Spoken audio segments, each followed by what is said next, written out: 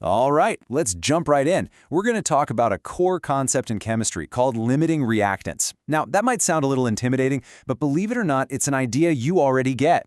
It's the same principle that governs how many smoothies you can make for breakfast and how pharmaceutical companies create life-saving drugs in the most efficient way possible. So, to get our heads around this, we're actually going to start in the kitchen. I know. What could smoothies possibly have to do with a chemistry lab? Well, it turns out pretty much everything. So picture this. We have a super simple recipe. To make one perfect strawberry smoothie, you need exactly 1 strawberry and 1 carton of milk. It's a clean 1-to-1 ratio. Simple enough, right? In chemistry terms, this is basically our balanced chemical equation, so to speak. Okay, now let's open the fridge. What do we have to work with? We've got 4 strawberries, but, only 2 cartons of milk. These are our ingredients, or as a chemist would say, our reactants. So here's the question. With this inventory, how many smoothies can you really make? The answer is 2. And you know why, don't you? It's completely obvious. Even though you have 4 strawberries ready to go, you're going to run out of milk after that second smoothie. The milk is the ingredient that stops the whole production line. And just like that, you've intuitively identified a limiting reactant. So let's take that simple kitchen logic, that gut feeling you just had, and put some official scientific language on it. We're going to break down exactly what just happened in our little smoothie problem. Remember that milk we ran out of? That is our limiting reactant. It's the ingredient that gets completely used up first, and once it's gone, the reaction grinds to a halt. It's the bottleneck. It dictates the maximum number of smoothies we can possibly make. And this same exact principle applies all the way down at the molecular level. I mean, look here. We've got plenty of oxygen molecules floating around. But with only 5 carbon atoms, well, the carbon is what limits the whole reaction. You can only make 5 molecules of carbon dioxide before you run out. That's it. So what about those 2 perfectly good strawberries we couldn't use? They're what we call the excess reactant. It's just a fancy science term for the stuff you have leftovers of when the whole thing is finished. So, here's the crucial point. Those 2 smoothies we made, that number represents our theoretical yield. It's the absolute best-case scenario maximum amount of product you can create, and it is determined 100% by how much of your limiting reactant you had at the start. Okay, so we get the concept. But how do chemists figure this out when they're not dealing with a handful of strawberries, but, billions upon billions of molecules? Let's look at how they actually do the math. When it comes to solving this, chemists basically have 2 ways to go. There's the full, comprehensive calculation. It's a little slower, but it gives you all the answers you need in one go. And then there's a neat little shortcut, which is perfect if all you want to know is which reactant is going to run out first.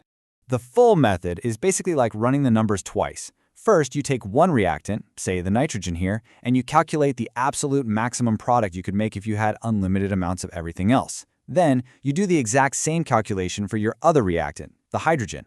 Whichever one produces less product, that's your limiting reactant. Simple as that. The shortcut is even quicker. You just convert your starting amounts into something called moles. Don't worry, it's just a standard counting unit for chemists, kind of like a dozen for eggs. Then you divide that number by its coefficient. That's just the big number in front of it in the balanced equation. Do that for both reactants, and whichever one gives you the smallest final number, bam, that's your limiting reactant. Fast and effective. So, we know how to find the limiting reactant and calculate our maximum yield. Problem solved, right? The goal is just to make as much product as possible. But what if I told you that getting a high yield isn't the whole story? In fact, sometimes it's not even the most important part. So let me ask you this. If you run a reaction and get 100% theoretical yield, that means it's a perfect process, right? Totally efficient, absolutely 0 waste, correct? Well, surprisingly, no, not even close. And this is where things get really interesting, because the traditional way of measuring yield can be incredibly misleading. You can have a reaction that is technically 100% efficient at converting its limiting reactant, but still creates an absolute mountain of waste from all the other atoms involved. And that leads us to a much smarter concept, atom economy. This asks a better question. Instead of just asking how much product did we make, it asks, of all the atoms we put into the pot at the very start, how many of them actually ended up in the final product we wanted? And there is no better real-world example of this huge shift in thinking than the story of one of the world's most common painkillers, ibuprofen. This table lays it out perfectly. The original way to make ibuprofen, developed back in the 60s, was a clunky 6-step process that created a ton of waste. Then, in the 90s, a new company developed a brilliant, streamlined three-step process that used reusable components. Now, just look at the difference that made in the atom economy. The original method had an atom economy of just 32%. Let that sink in for a second. That means that 68%, almost 70% of the mass of all the ingredients put into the reaction ended up as useless waste, not as ibuprofen. Now compare that to the new method with an atom economy of 77%.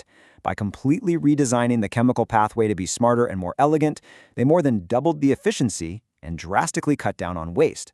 It was an absolute game changer both for the environment and for business. So, why do we go on this journey from smoothies to industrial chemistry? Because this concept is right at the heart of what's called green chemistry, and it has massive, real-world implications for all of us. So, let's nail down the key takeaways. 1. The limiting reactant is the boss. It sets the ceiling for your product. 2. A high yield does not equal high efficiency. That's a huge one. 3. Atom economy is the true measure of how efficient a reaction really is. And 4, when chemists focus on that, they design processes that are better for the planet, cheaper to run, and just plain smarter. And that really leaves us with the final big idea. The evolution from focusing only on yield to prioritizing atom economy, well, it shows a profound shift in thinking. The most important question for a modern chemist isn't just how much can we make?